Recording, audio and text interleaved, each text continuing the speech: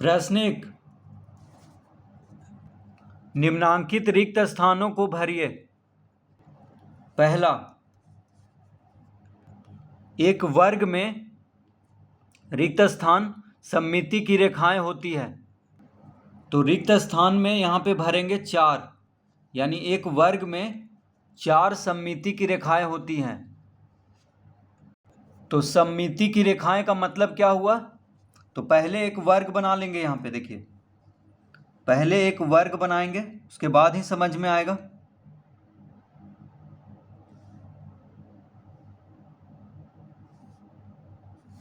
वर्ग मतलब जिसका सभी भुजा बराबर हो।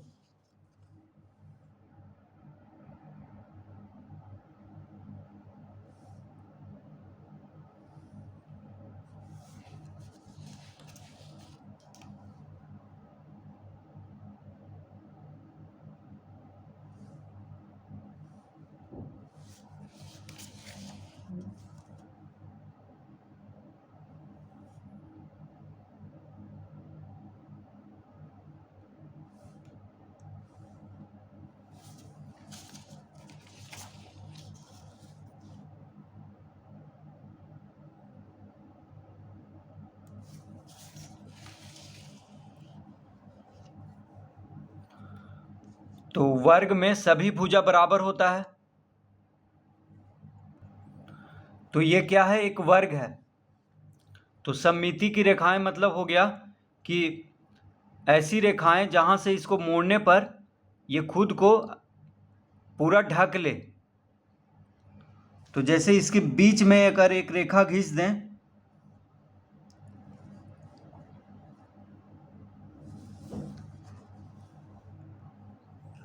तो अगर इसके बीच में एक रेखा खींच दें इस तरह से,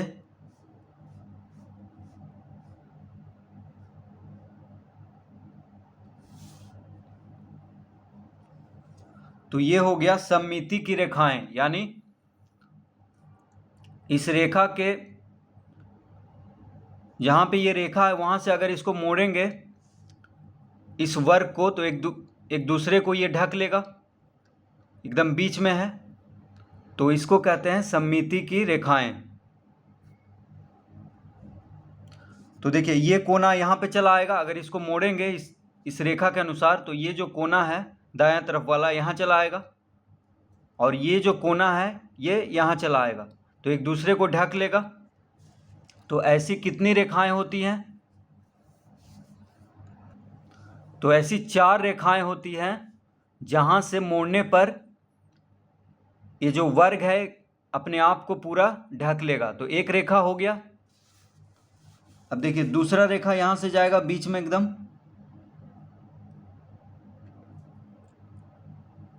इस तरह से।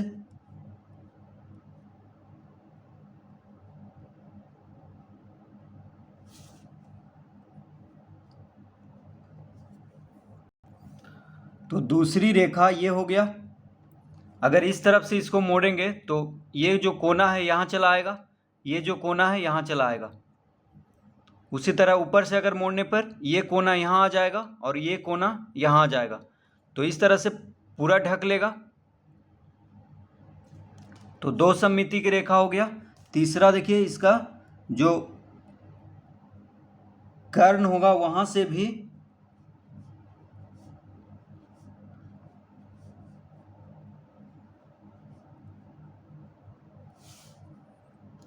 तो अगर इसको तिरछे हम मोड़ेंगे तो ये जो कोना है ये यहाँ चला आएगा। तो 3 रेखा हो गया। इसमें 4 रेखा होता है सममिति का।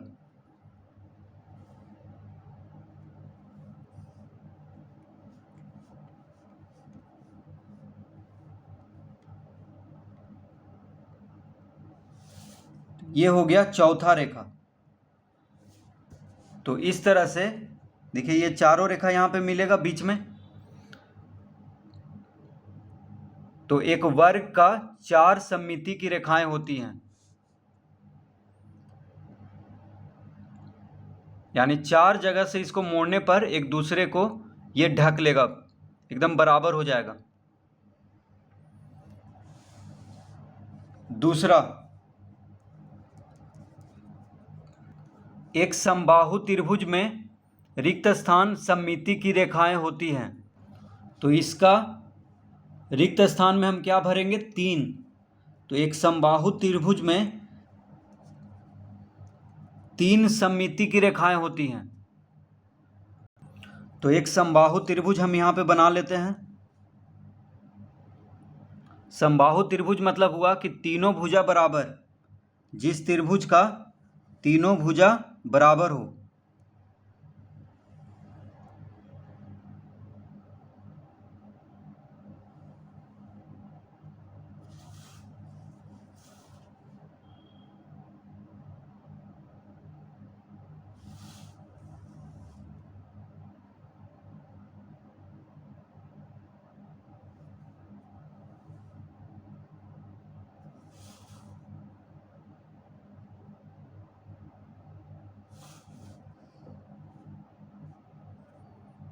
तो यहाँ पे तीनों भुजा बराबर हम लेंगे।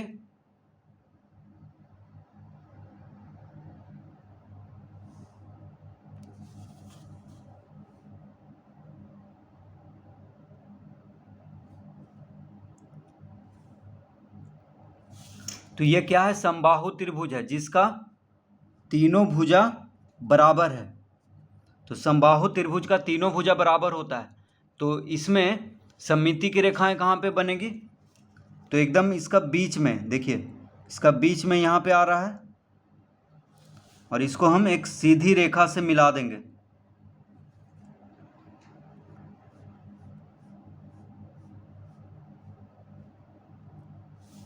तो ये हो गया इसका एक सममिति की रेखा। देखिए इसको इस रेखा के पास से मोड़ने पर इस रेखा के पास से जब मोड़ेंगे तो एक दूसरे को ढक लेगा। ये कोना यहाँ चला आएगा, या इधर से मोड़ेंगे तो ये कोना यहाँ चला आएगा। तो ये क्या है? सममिति की रेखा है। दूसरा रेखा यहाँ पे कहाँ से होगा? तो इस भुजा के बीच में एकदम आएगा।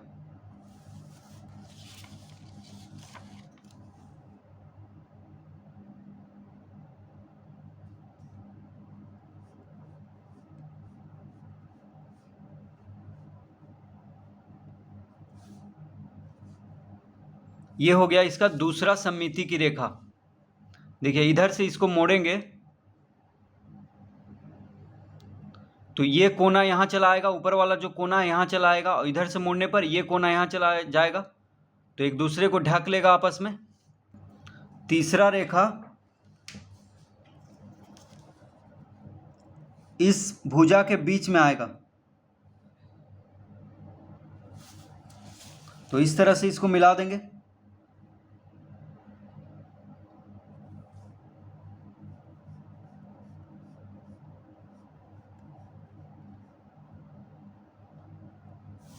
तो ये हो गया तीसरा रेखा। तो इस रेखा के अनुदिश अगर मोड़ेंगे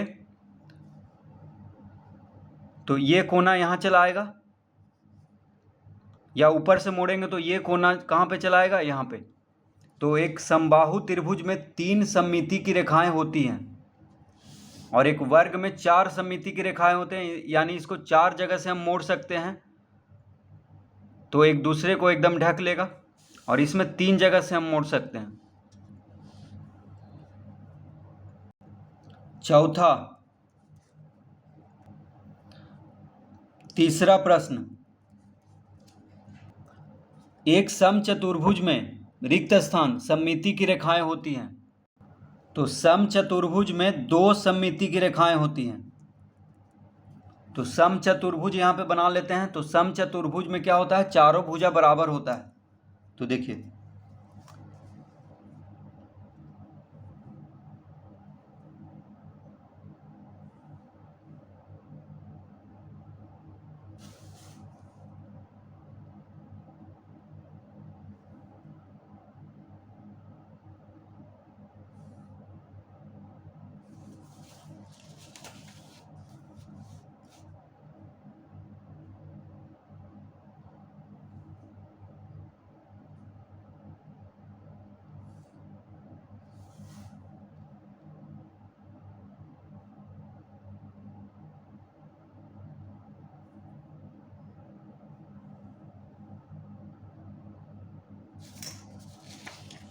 तो ये हो गया समचतुर्भुज।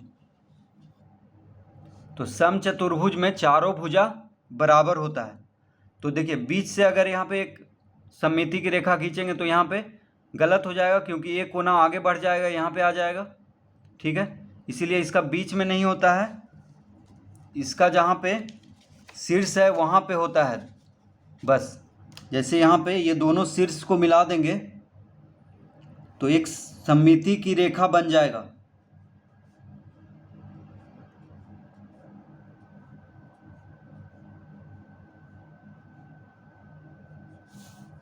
ये हो गया एक सममिति की रेखा।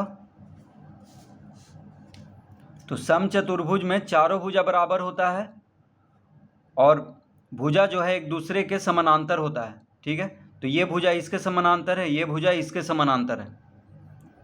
तो यहाँ पे देखिए एक सममिति की रेखा खींचा गया है। अगर इसको नीचे से मोड़ेंगे तो ये कोना यहाँ चला आएगा।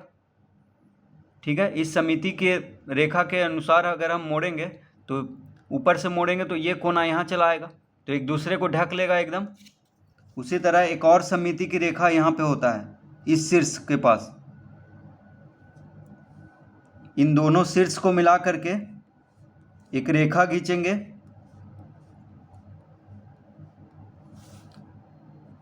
तो ये हो गया इसका दूसरा सममिति की रेखा। तो इस सममिति की रेखा के अनुसार अगर मोड़ेंगे तो ये कोना यहाँ चला आएगा, पूरा ढक लेगा। अगर ऊपर से मोड़ेंगे तो ये कोना यहाँ चला आएगा।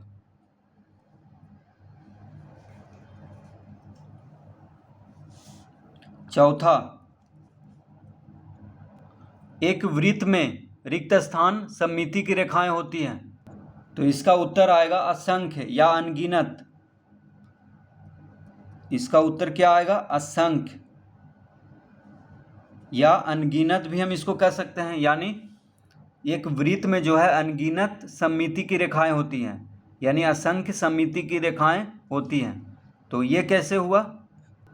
तो सबसे पहले एक वृत्त बनाएंगे यहाँ पर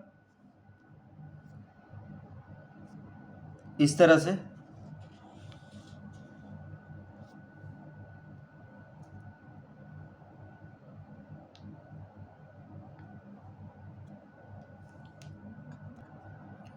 तो इस तरह से एक वृत्त बनाएंगे।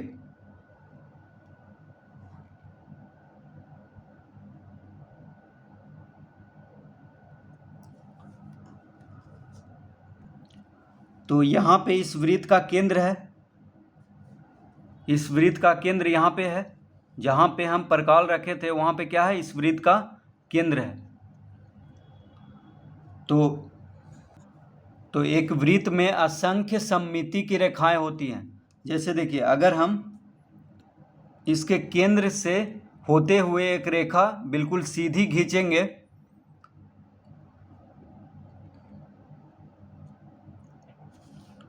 या बस केंद्र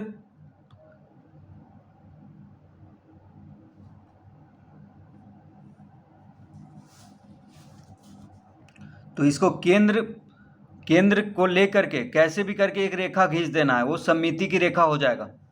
ठीक है, तो इसीलिए इस एक वृत्त में असंख्य सममिति की रेखाएं होती हैं। तो बस केंद्र से होते हुए एक रेखा खींचना है जो दोनों तरफ वृत्त को काट दे। क्या बन जाएगा? सममिति की रेखा। देखिए एक सममिति की रेखा बन गया। इसका मतलब क्या हुआ कि अगर हम इस सममिति की रेखा के अनुसार अगर हम इसको मोड़ेंगे, इस वृत्त को इधर से, ठीक है, दाईं ओर से, तो ये पूरा ढक लेगा, यानी अर्धवृत्त हो जाएगा, आधा वृत्त बन जाएगा। अगर इसको मोड़ देंगे तो एक दूसरे को ढक लेगा। तो इसी को सममिति की रेखा कहते हैं। तो देखिए बस इसको केंद्र को लेकर के बस रेखा खींच देना है, वही हो जाएगा इसका सममिति की रेखा।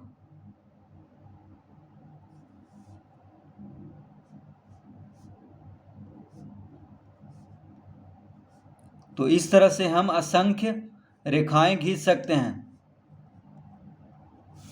ये दूसरा हो गया।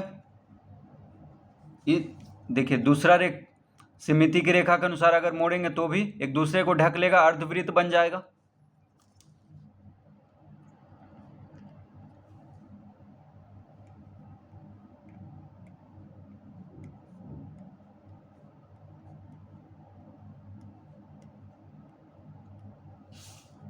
ये हो गया तीसरा। तो ऐसे करके असंख्य रेखाएं खींच सकते हैं। देखिए एक यहाँ से खींच लेंगे, एक ऐसे खींच लेंगे, यानी कहीं पे भी खींचना है, बस केंद्र से गुजरना चाहिए रेखा। तो असंख्य, एक वृत्त में असंख्य सममिति की रेखाएं होती हैं।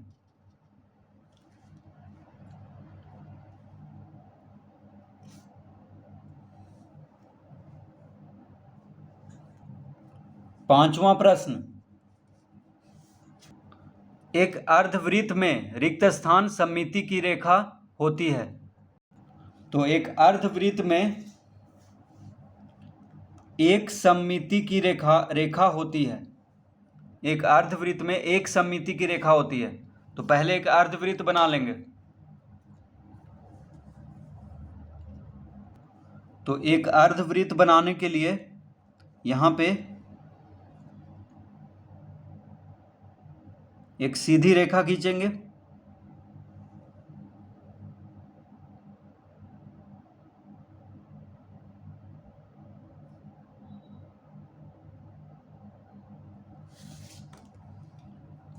उसके बाद इसके बीच में परकाल को रख करके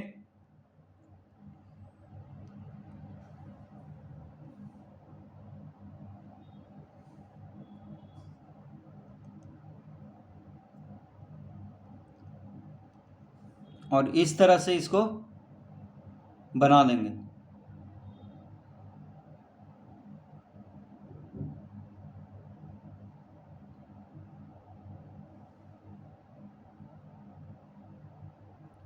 तो ये हो गया अर्धवृत्त।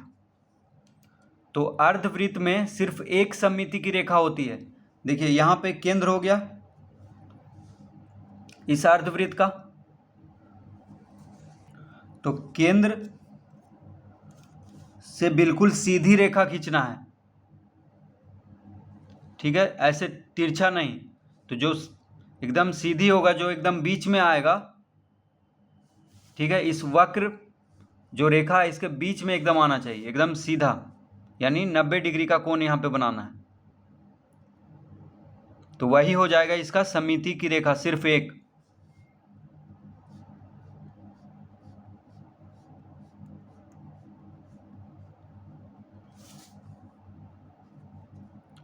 तो एक अर्धवृत्त में एक सममिति की रेखा होती है। देखिए इस सममिति की रेखा के अनुसार अगर हम इसको मोड़ेंगे दाईं ओर से या बाईं ओर से, तो एक दूसरे को ढक लेगा। ये कोना यहाँ आ जाएगा, ये जो कोना है यहाँ आ जाएगा, या इधर से मोड़ेंगे तो ये कोना इधर आ जाएगा, और ये जो वक्र है एक दूसरे को ढक लेगा।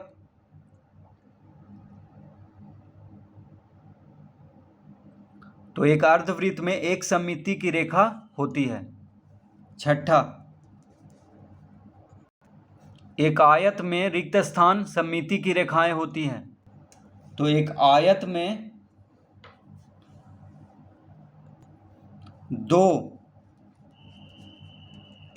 में दो सममिति की रेखा होती है। तो एक आयत यहाँ पे बना लेते हैं। आयत का मतलब जिसका लंबाई चौड़ाई बराबर हो। तो देखिए एक सीधी रेखा लेंगे यहाँ पे,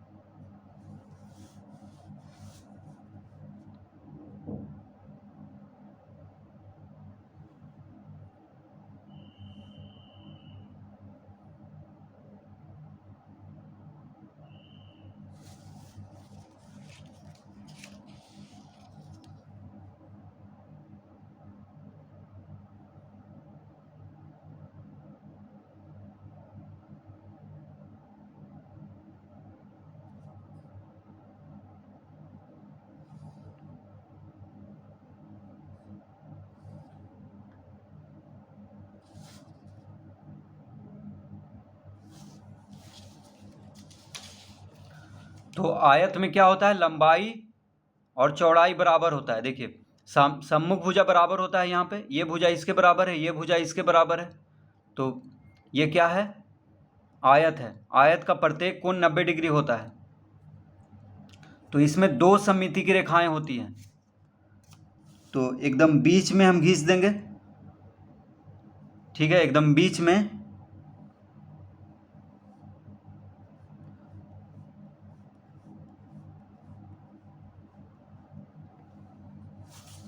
तो इन दोनों रेखाओं के मध्य में एकदम एक रेखा खींचेंगे तो ये हो जाएगा इसकी सममिति की रेखा। तो इसके अनुसार अगर इस सममिति की रेखा के अनुसार हम इसको दाईं ओर से या बाईं ओर से मोड़ेंगे तो एक दूसरे को ढक लेगा।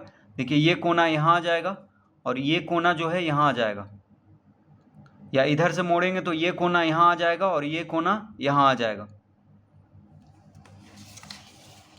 उसी तरह इन दोनों भुजाओं के मध्य से एक रेखा खींचना है।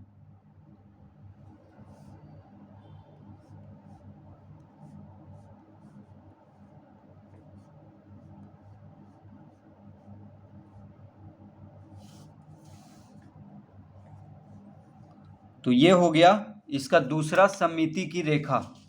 तो इसके अनुसार इस सममिति की रेखा के अनुसार अगर नीचे से मोड़ेंगे तो ये कोना यहाँ आ जाएगा और ये कोना यहाँ आ जाएगा, एक दूसरे को ढक लेगा। उसी तरह ऊपर से मोड़ेंगे तो ये कोना यहाँ आ जाएगा और ये कोना यहाँ आ जाएगा। तो इस तरह से एक आयत में दो सममिति की रेखा होती है। तो फिर से इसको देख लेते हैं एक बार। एक वर्ग में 4 सममिति की रेखा होती है। एक समबाहु त्रिभुज में 3 सममिति की रेखा होती है। एक समचतुर्भुज में 2 सममिति की रेखा होती है। एक वृत्त में असंख्य सममिति की रेखाएं होती है। एक अर्धवृत्त में 1 सममिति की रेखा होती है और एक आयत में 2 सममिति की रेखाएं होती है।